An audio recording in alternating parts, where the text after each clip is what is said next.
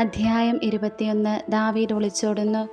ദാവീദ് നോബിൽ പുരോഹിതനായ അഹിമേലെക്കിൻ്റെ അടുക്കൽ എത്തിച്ചേർന്നു. അഹിമേലെക്ക് സംഭ്രമത്തോടെ ദാവീദിനെ എതിരേറ്റുകൊണ്ട് ചോദിച്ചു, നീ എന്താണ് തനിച്ച്? കൂടെ ആരുമില്ലേ? ദാവീദ് പറഞ്ഞു, രാജാവ് ഒരു കാര്യം എന്നെ ഏൽപ്പിച്ചിരിക്കുന്നു.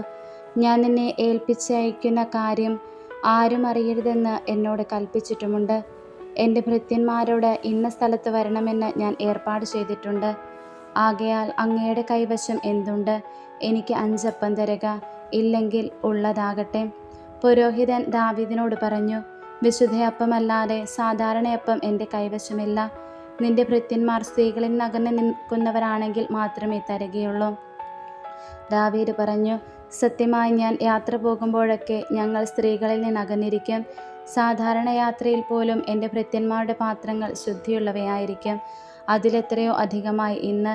പുരോഹിതൻ അവന് വിശുദ്ധയപ്പം കൊടുത്തു. പുതിയതിനു പകരം വയ്ക്കാൻ കർത്താവിൻ്റെ സന്നിധിയിൽ നിന്ന് എടുത്തുമാറ്റിയ തിരുസാന്നിധ്യപ്പമല്ലാതെ അവിടെ വേറെ ഇല്ലായിരുന്നു. സാവൂളിൻ്റെ ഭൃത്യന്മാരിൽ ഒരാൾ അന്ന് അവിടെ കർത്താവിൻ്റെ സന്നിധിയിൽ ഉണ്ടായിരുന്നു.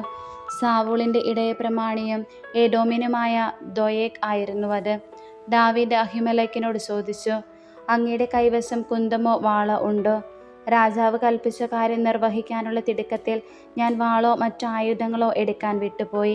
പുരോഹിതൻ പറഞ്ഞു, ഏലാ താഴ്വരയിൽ വെച്ച് നീ കൊന്ന ഫിലിസ്ത്യനായ ഗോലിയാത്തിൻ്റെ വാൾ എഫോദിൻ്റെ പിറകിൽ ഒരു ശിലയിൽ പൊതിഞ്ഞു വെച്ചിട്ടുണ്ട്. അത് വേണമെങ്കിൽ എടുക്കാം, അല്ലാതെ വേറൊന്നും ഇവിടെയില്ല. ദാവീദ് പറഞ്ഞു, അതിനു തുല്യം മറ്റൊന്നില്ല, അതെനിക്ക് തരിക. സാവൂളിൻ്റെ മുൻപിൽ നിന്നോടി ദാവീദ് അന്ന് തന്നെ ഗത്ത് രാജാവായ അക്കീഷിൻ്റെ അടുത്തെത്തി.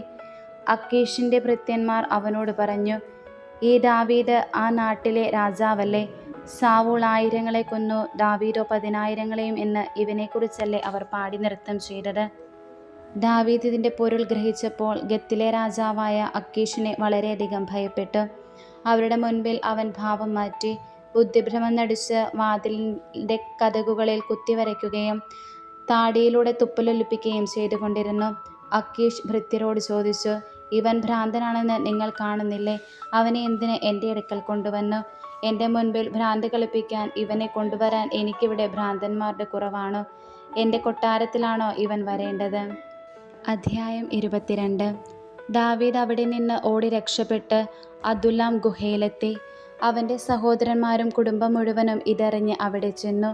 പീഡിതർ, കടമുള്ളവർ, അസന്തുഷ്ടർ എന്നിങ്ങനെ പലരും അവൻ്റെ ചുറ്റും കൂടി. അവൻ അവരുടെ എല്ലാം തലവനായി. 400ഓളം പേർ അവനോട് കൂടെ അവിടെയുണ്ടായിരുന്നു.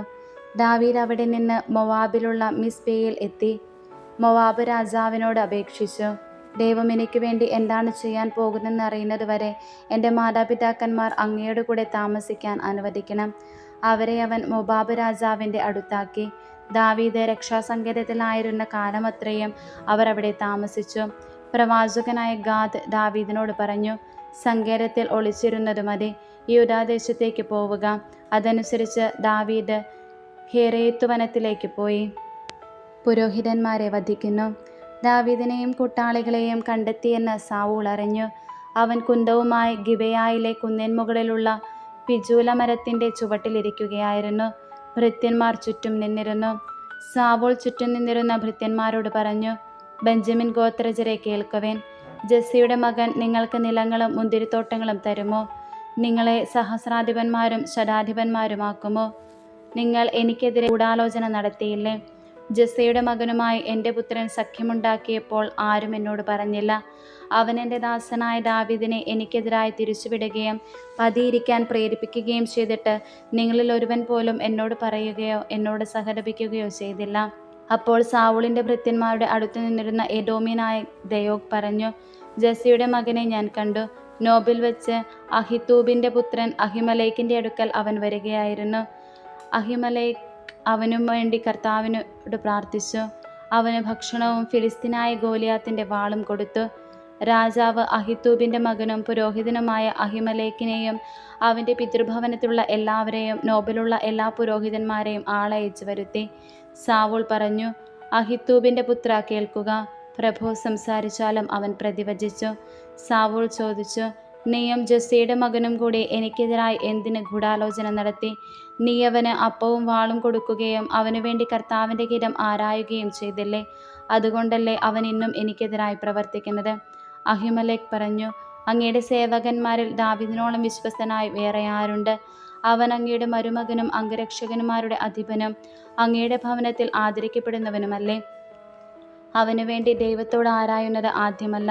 രാജാവ് ഈ ദാസൻ്റെയോ പിതൃഭവനത്തിൻ്റെയോ മേൽ കുറ്റം ആരോപിക്കരുതേ. ഈ ദാസൻ ഇതൊന്നും അറിഞ്ഞിരുന്നില്ല. രാജാവ് പറഞ്ഞു, അഹിമേലെക്ക്, നീയും നിന്റെ കുടുംബവും മരിക്കണം. രാജാവ് അടുത്തുനിന്ന് അംഗരക്ഷകനോട് ആജ്ഞാപിച്ചു, കർത്താവിൻ്റെ പുരോഹിതന്മാരെ കൊന്നുകളയുക. അവരും ദാവീദിനോട് ചേർന്നിരിക്കുന്നു. അവൻ ഓടി ഒളിച്ചതറിഞ്ഞിട്ടും എന്നെ അറിയിച്ചില്ല. എന്നാൽ കർത്താവിൻ്റെ പുരോഹിതന്മാരുടെ മേൽ കൈവയ്ക്കാൻ രാജഭൃത്യന്മാർ തയ്യാറായില്ല. അപ്പോൾ രാജാവ് ദോയേഗിനോട് കൽപ്പിച്ചു, നീ ആ പുരോഹിതന്മാരെ കൊല്ലുക. ഏദോമ്യനായ ദോയേഗ് അത് ചെയ്തു. ചണനൂൽ കൊണ്ടുള്ള എഫോദ് ധരിച്ച 85 പേരെ അന്ന് അവൻ വധിച്ചു. ആ പുരോഹിതന്മാരുടെ നഗരമായ നോബ് അവർ നശിപ്പിച്ചു. പുരുഷന്മാർ, സ്ത്രീകൾ, കുട്ടികൾ, ശിശുക്കൾ, കഴുതകൾ, ആടുമാടുകൾ എന്നിങ്ങനെ എല്ലാറ്റിനെയും വാളിനിരയാക്കി.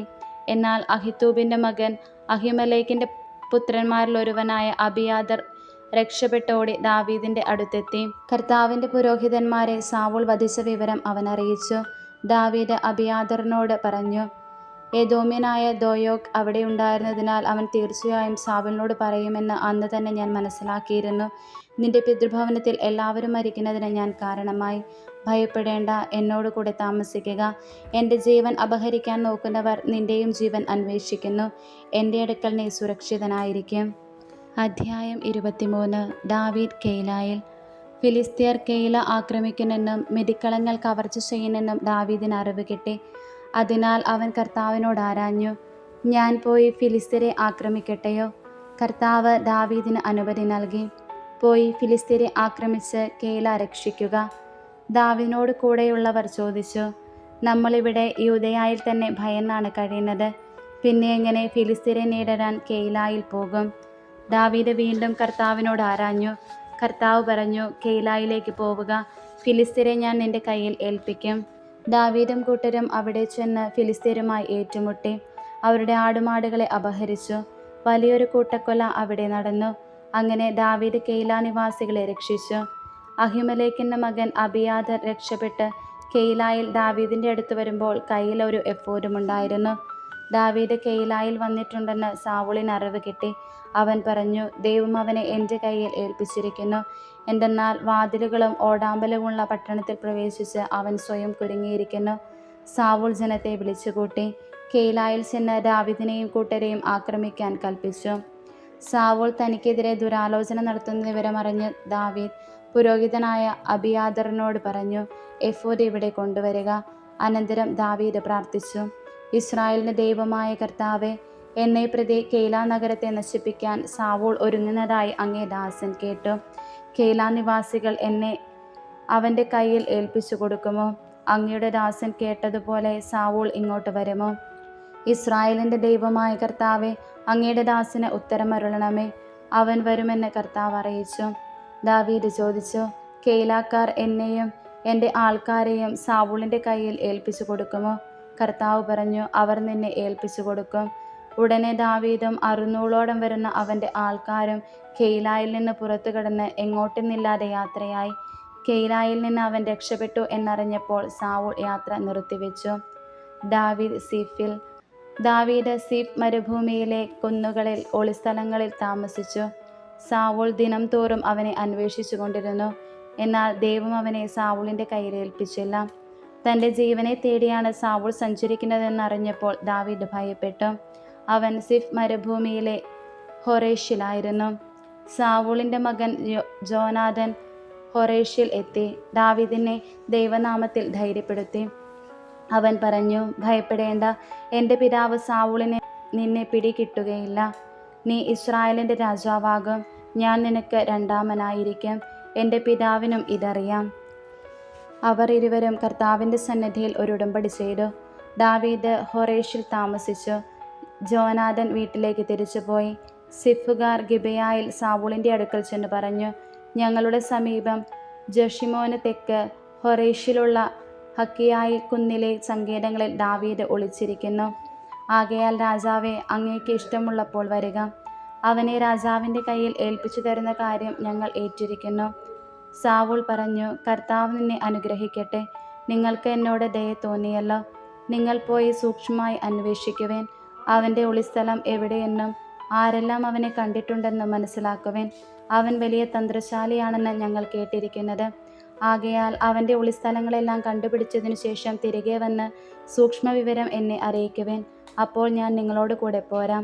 അവൻ നാട്ടിൽ എവിടെയെങ്കിലും ഉണ്ടെങ്കിൽ യൂദയായിലെ ആയിരങ്ങളിൽ നിന്ന് അവനെ ഞാൻ തേടിപ്പിടിക്കും. അവർ പുറപ്പെട്ട് സാവൂളിന് മുൻപേ സിഫിലേക്ക് പോയി.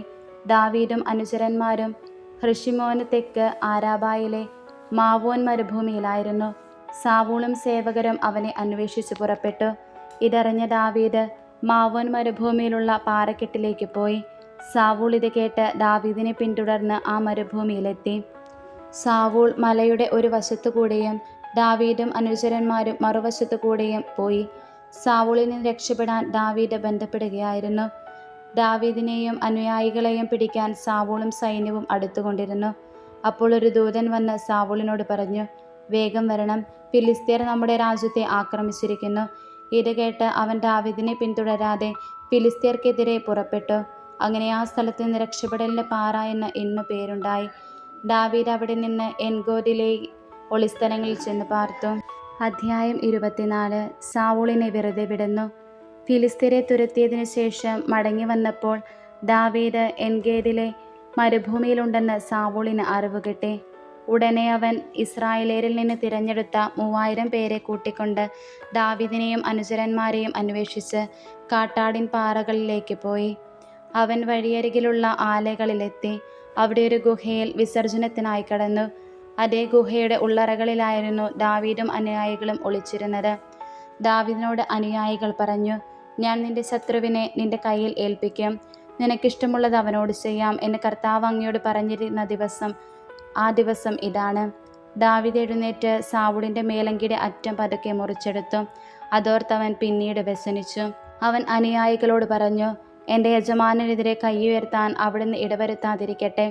എന്തെന്നാൽ അവൻ കർത്താവിൻ്റെ അഭിഷിക്തനാണ്. ഇങ്ങനെ പറഞ്ഞ് ദാവീദ് തൻ്റെ അനുയായികളുടെ മേൽ നിയന്ത്രണം ചെലുത്തി. സാവൂളിനെ ആക്രമിക്കാൻ അനുവദിച്ചില്ല. സാവൂൾ ഗുഹയിൽ നിന്നിറങ്ങി തൻ്റെ വഴിക്ക് പോയി. ദാവീദും ഗുഹയിൽ നിന്ന് പുറത്തിറങ്ങി.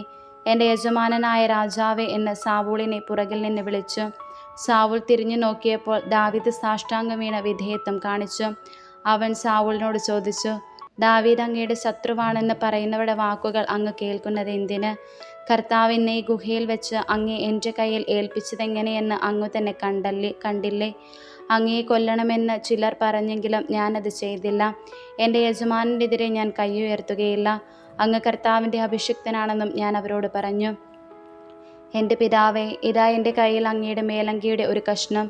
ഞാൻ അതിൻ്റെ അറ്റം മുറിക്കുകയും അങ്ങയെ കൊല്ലാതിരിക്കുകയും ചെയ്തതിനാൽ ഞാൻ ദ്രോഹിയോ തെറ്റുകാരനോ അല്ലെന്ന് അങ്ങറിഞ്ഞാലും ഞാൻ അങ്ങേക്കെതിരെ തെറ്റു ചെയ്തിട്ടില്ല.